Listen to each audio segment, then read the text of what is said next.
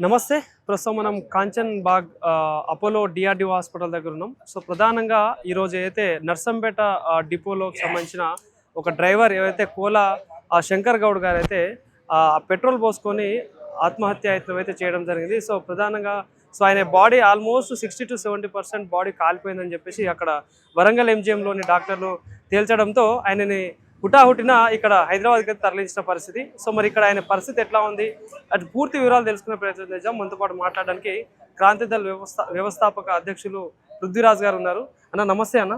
జై తెలంగాణ. సో మరి ఎట్లా చూడవచ్చు అంటే జై తెలంగాణ అనే ముందు తెలంగాణ రాష్ట్రం కోసం ఏర్పడడం కోసం ఎట్లయితే పోరాటాలు చేసిందో, సో ఈ ఆర్టీసీ కార్మికులు మళ్ళీ అదే రకంగా నిన్నట్టు సమ్మెను పిలుపునివ్వడం జరిగింది. సో ఈరోజు వరుస ముగ్గురు, నల్గొండ కావచ్చు, ఖమ్మం, వరంగల్ నర్సంపేటలో. సో మరి ఇట్లా వీళ్ళు ఏదైతే ఆత్మహత్యాయత్నం ప్రయత్నం చేస్తూ ఉన్నారో దీనికి సంబంధించి ఫస్ట్ ఏం చెప్తారు వీళ్ళకి? మొట్టమొదలు నేను ఆత్మహత్యలు చేసుకోవద్దు, నేను రిపీటెడ్గా చెప్తా. తెలంగాణకు సైనికులు కావాలి, అమరులు కాదు. Telangana need soldiers, not martyrs అని. సో ఇప్పటికి అమరత్వం చాలా మంది తీసుకున్నారు. ఈ గడ్డకు అది పెద్ద కొత్త కాదు. కానీ ఇట్లా ఆత్మహత్యలు చేసుకోకండి. పోరాటాలతోటే మన హక్కులు తీసుకొచ్చుకోవాలి, రాజకీయ చైతన్యంతో మన హక్కులు తీసుకొచ్చుకోవాలి. మనం వేసే ఓట్లు మంచోళ్ళకి వేసుకుంటే ఇవాళ ఇటువంటి నౌబత్ రాదు, ఇట్లా ఆత్మహత్యలు పోయే నౌబత్ రాదు. ఇవాళ ప్రజాపాలన అని చెప్పుకుంటున్నటువంటి వాళ్ళు ఎక్కడ చూసినా కానీ పోలీసు రాజ్యం, పోలీసు పాలన, అబద్ధాల పాలన, దుర్మార్గపు పాలన ఇవి జరుగుతున్నాయి. ఎక్కడ చూసినా కానీ ఇదే జరుగుతుంది. ఇవాళ ఆర్టీసీని కంప్లీట్ బొందబెట్టేందుకు, ప్రైవేటీకరణ చేసేందుకు, ఈ ప్రైవేటీకరణ ఎవరికి మేఘా కృష్ణారెడ్డి చేతులలో పెట్టేందుకు, ఈ మేఘా కృష్ణారెడ్డి దాంట్లో అందరి వాటాలు ఉన్నాయి. నేను జనం చాలా స్పష్టంగా చెప్పదలుచుకున్నా. అందరి వాటాలు ఉన్నాయి, అన్ని రాజకీయ పార్టీల వాటాలు ఉన్నాయి. వాళ్ళు బీజేపీ వాళ్ళకు ఫండింగ్ ఇచ్చారు, కాంగ్రెస్ వాళ్ళకు ఫండింగ్ ఇచ్చిండ్రు, ఓకే, బీఆర్ఎస్ వాళ్ళకు ఫండింగ్ ఇచ్చిండ్రు, దేశంలో చాలా పార్టీలకు ఇచ్చారు. ఇక్కడికి వస్తే, తెలంగాణ కాడికి వస్తే అందరి అందులో వాటాలు ఉన్నాయి. ఇలా మేఘా కృష్ణారెడ్డికి ఆర్టీసీని మొత్తం దారాదత్తం చేసేటువంటి ప్రయత్నం జరుగుతున్నది. ఆర్టీసీ సర్వీస్ సెక్టార్ను తీసుకొని ఇలా ఆర్టీసీ ఉన్నందుకే నేను ఆసంటోళ్ళకు బస్ పాస్లు ఉండే, మనం కాలేజీలకు పోయినాం, చదువుకున్నాం. నేను పిహెచ్డి చేసే వరకు కూడా బస్ పాస్ ఉండే, బస్ పాస్లతోటే మనం ట్రావెల్ చేసినాం. ఇవన్నీ ఉండే, చదువుకున్నటువంటి వాళ్ళు కావచ్చు, వృద్ధాప్యంలో ఉన్నటువంటి వాళ్ళకి కావచ్చు, జర్నలిస్టులకు కూడా రేపు పొద్దుగాల పాసులు ఉండేగా. ఎందుకంటే ప్రైవేటీకరణ చాలా కుట్రపూరితంగా జరుగుతూ ఉన్నది. ఎలక్ట్రికల్ వెహికల్స్ అనే పేరుతోటి మొత్తం వాళ్ళ వెహికల్స్ అన్ని తీసుకొచ్చి పెడుతున్నారు. అదే ఆర్టీసీకి అంటే సబ్సిడీ ఇచ్చి సెంట్రల్ గవర్నమెంట్ వాళ్ళు కూడా ఇలా ములాఖాత్ అయి ఉన్నారు కాబట్టి. సో దీంట్లో జరగబోయేది ఏంటంటే అందులో పనిచేసేటోళ్ళకు కూడా రేపు పొద్దుగాల మంచి జీతాలు రావు, సేఫ్టీ ఉండదు. అంటే దీనికి సంబంధించి అన్న అయితే వీళ్ళు 40 రోజుల ముందే సమ్మెకు పిలుపునియడం జరిగింది.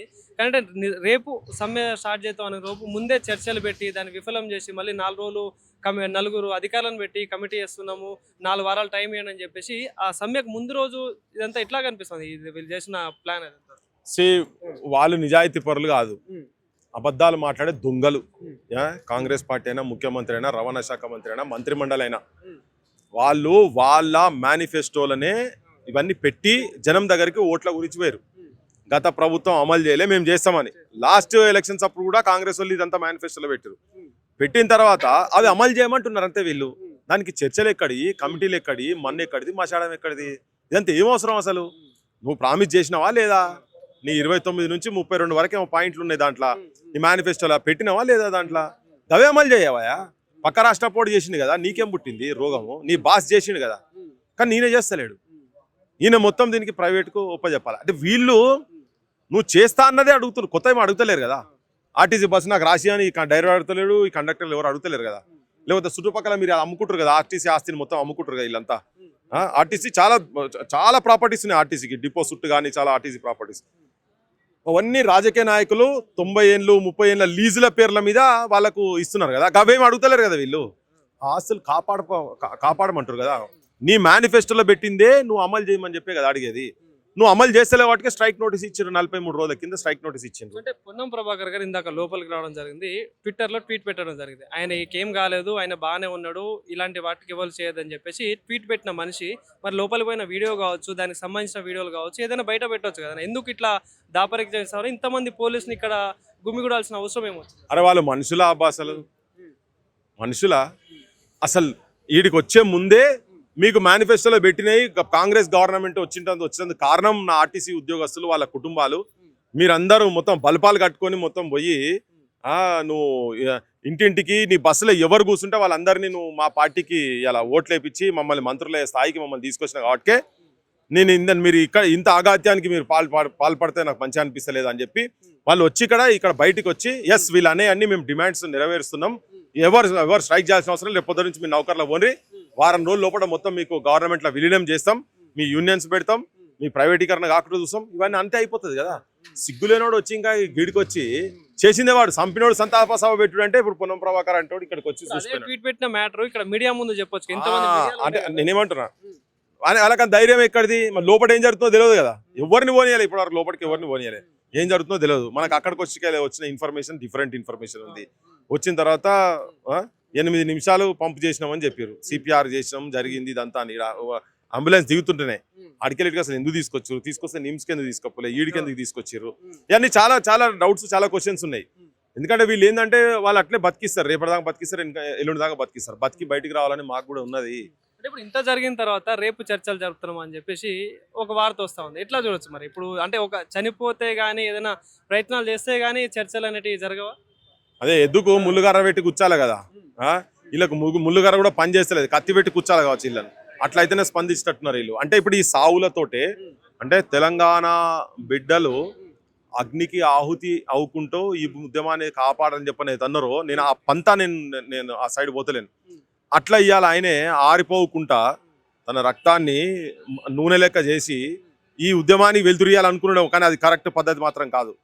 అట్లా చేస్తేనే వీళ్ళు ఇంటున్నారేమో నాకు అర్థమవుతుంది. అట్లానే కదా ఇప్పుడు మరి వచ్చింది, లేకపోతే వాళ్ళు రాకపోదురు కదా, వాళ్ళు ఈ చర్చలు కూడా రాకపోదురు. కానీ నేను ఆర్టీసీ ఉద్యోగస్తులకు అందరికీ చెప్తున్నాను, మీ కుటుంబాల గురించి ఆలోచించండి, వాళ్ళ భవిష్యత్తు గురించి ఆలోచించండి, కొట్లాడదాం, సాధిద్దాం, జనం లోపల ఒక చైతన్యం తీసుకొద్దాం అనేది వాళ్ళందరికీ విజ్ఞప్తి చేయాల్సి. అంటే ఈ రోజు కూడా ఏదైతే ఇప్పుడు దిల్సుఖ్ నగర్ కావచ్చు, ఈ అశోక్ నగర్ ఏరియాలలో కొంతమంది డిపోలకు సంబంధించిన వాళ్ళు నిరుద్యోగులని డ్రైవర్లుగా తీసుకొస్తున్నారు అని చెప్పేసి కొంతమంది నిరుద్యోగులు చెప్పిన పరిస్థితి.